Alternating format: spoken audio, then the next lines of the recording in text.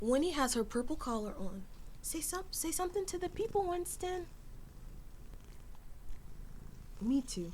Hello everyone, welcome to my YouTube channel. My name is Kelly, but you can call me Kel. And if you can't tell by my eyeshadow, today we're talking about the color purple. Let's get into it. Okay, so first let's start with the elephant in the room. The color purple, it's a remake of a remake of a remake. And I know we're all tired of remakes. I think there was a lot of apprehension going into remaking this specific story. The Color Purple originally was released as a novel by Alice Walker, which won a Pulitzer Prize. Then later became a Broadway adaptation, which became a musical. And then after that, it became the movie that a lot of people know about. And so now this film is an adaptation of the Broadway musical, which means it's gonna be different than the film that a lot of people have seen. The book, the film, the play were all done really, really well. So almost all of the cast members on their own had apprehension about playing these roles. The first thing that people criticize whenever a remake comes out immediately is the cast. Everyone starts to think, is this person gonna do good? Is this person gonna handle this role? Are they gonna be the same as the person before? Are they gonna be better? Are they gonna be worse? Are they gonna bring new things? And that's where the biggest pressure actually lies on, is the cast, because they're the people up front, and that's the people that we make direct comparisons for. And this cast nailed every line, every word, every note. It was perfect and beautiful. But that doesn't mean that they weren't apprehensive about it when they got the call. Fantasia, our leading lady in this movie, at first turned down this role. When they called, I said, I don't think I can do it. As you know, I played Celie twice on Broadway. Playing her then, my life was a little crazy, so I felt like I was carrying my cross and her cross, and that was heavy. Celie's life is not an easy one, and it's hard to carry that around with you all the time. One of the other amazing things about this cast is how much they help each other and how much they lean on each other. Our other leading lady in this movie is Taraji P. Henson, and she talks about being supportive to her cast members, being able to make them laugh, because her character gets to laugh all the time, but Fantasia's doesn't. Knowing that a lot of it she had to go through, I literally wanted to be there for comedic relief in between the takes. You know what I mean? Yeah. But the moments where I was like, we got a little air to breathe, I would try to like make her laugh, kind of snap her out of it, so it could be fresh again. You want to live like that all the time. And I thank you for it. Thank you. She kept everybody laughing.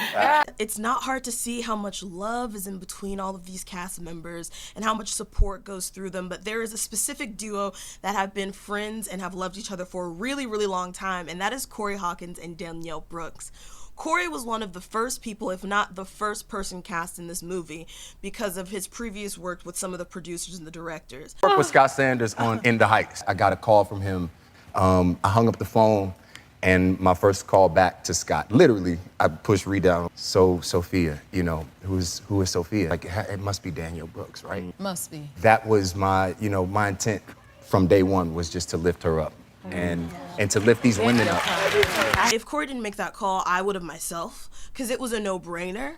She played Sophia on Broadway. Her voice is phenomenal. She brought so much humor to this movie. She brought so much joy to this movie that if it was anybody else, I don't know how it would have turned out. And I'm so glad that all the stars aligned, that all the people made the phone calls, that all the people who wanted to say no said yes, because this movie is sensational. It's astounding, it's phenomenal, and you should go see it. And what I think The Color Purple 2023 does is actually give a really good example of why we should still do remakes. So I'm an arranger. My whole job is remaking things, and I see so much beauty in it, and I see so much artisticness in it, in taking something that was previously made and to either tell the story a different way or to tell a completely new story. The brains behind this new retelling of The Color Purple is their director, who I was happy to see was included in a lot of the interviews. He didn't want to tell this story the same way that it had been told before, but he also didn't want to ruin the integrity of this film. It was going back to Alice's brilliant words. And for me, it was that opening line, right? Dear God, I'm 14 years old.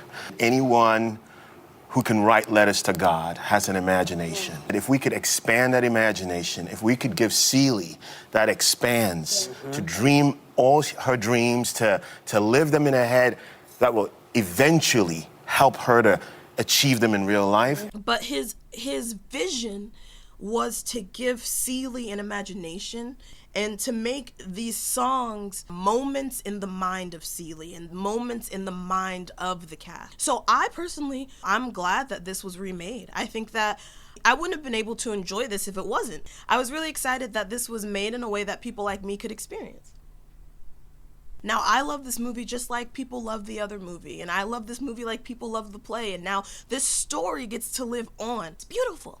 It's beautiful. I think everything should get remade. I don't think that at all. But I think that this is a beautiful example of how a remake opens up a story to a whole new world of people. And my favorite thing about this telling of The Color Purple, that I'm not sure if it was present in the other ones, but was so apparent in this one, was the amount of joy that was in it. This beautiful story had so much more joy than I was expecting. I had heard so much about The Color Purple before, about the previous movie, about the play, and about the book, and I heard that it's really, really sad, and it's traumatizing, and it's dark, and I was prepared to go into that theater not wanting to watch it again, but I left differently. I could go see the movie again today if I could, and I would. This retelling put so much joy and so much hope in the places that you really do need it, in the places that you need that relief. And most of that came from Danielle Brooks's character.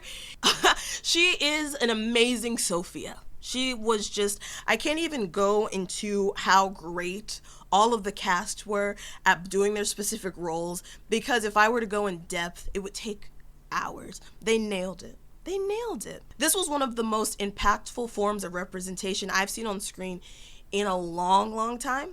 And I know it is a hot button topic and it's a sore subject, but representation is a lot more than somebody looking like me being on a screen, which I'm always grateful for. But it is the characters looking like me, and then the other characters treating them how I have been treated, saying things to them that have been said to me. Representation is so good when I can see in another character's eyes that's not a black woman, look at a black woman the way that I've been looked at. Representation is more than visual, it's writing. And the writing was great because it had such good source material. It's some of the best representation I've seen on screen. And it was surprising to me because this story is not based in the time that I live. None of these experiences specifically have happened to me. But the themes in this story are timeless. What I got from this story was to see beauty in life, to see all of the good things, even when bad things are happening. And that message is so powerful and so beautiful and can really relate to anybody. So this beautiful film that is about finding beauty in life, because sometimes life is awful and sometimes life is unfair. If you were to know anything about me, I hate things that are unfair. That's probably my least favorite thing in all of existence. And to see a character who just got so treated so unfairly and still make the decision that I guess I'm gonna be the one, even though this is unfair, I'm gonna do something about it. So now today, when I think of Celie, I feel a little less powerless. Like I am just a couple choices away from getting closer to what I want. And honestly, I truly believe that I have inside of me everything that I need to live a bountiful life. And I hope that I can continue to feel that. I'm running out of words because as much as I talk and talk and talk and talk, the best way that I can explain how I feel will always be through music. The songs in The Color Purple are gorgeous. They're beautifully written. I love it. And my favorite song on the track is I'm Here. And while I am here, I really am, I'm not a vocalist. But my second favorite track on the album is the end. Everyone singing The Color Purple together. And I'm gonna be honest with you guys, recording this was really, really, really scary. I really would like to sing more, so I have to do scary things. So, there are not many words that I could use to describe how good this movie was, how this music makes me feel, how this story inspired me, how this direction gave me imagination. I don't have all the words to be able to accurately describe it. And when I'm out of words, I usually sing. If you've seen the movie, please comment below. I'd love to hear your thoughts. Please like the video, subscribe to my YouTube channel, and enjoy my Kelly cover of The Color Purple.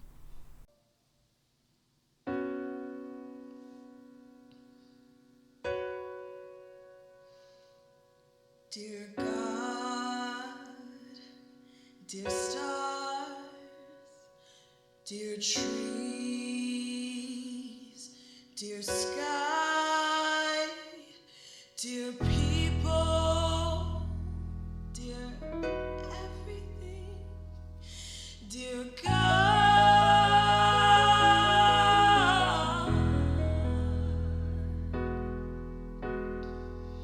God is inside me and everyone else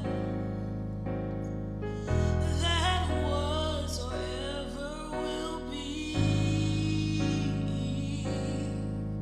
I came into this world with God, and when I finally looked inside, I found it.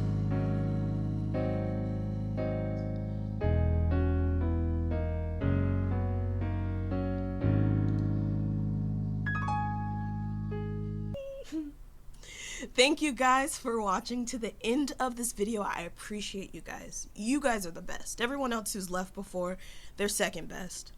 You guys are the best. Thank you for listening.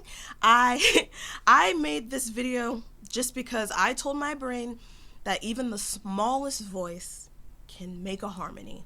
So I hope that you are telling your brain that you're beautiful and you are here. Bye.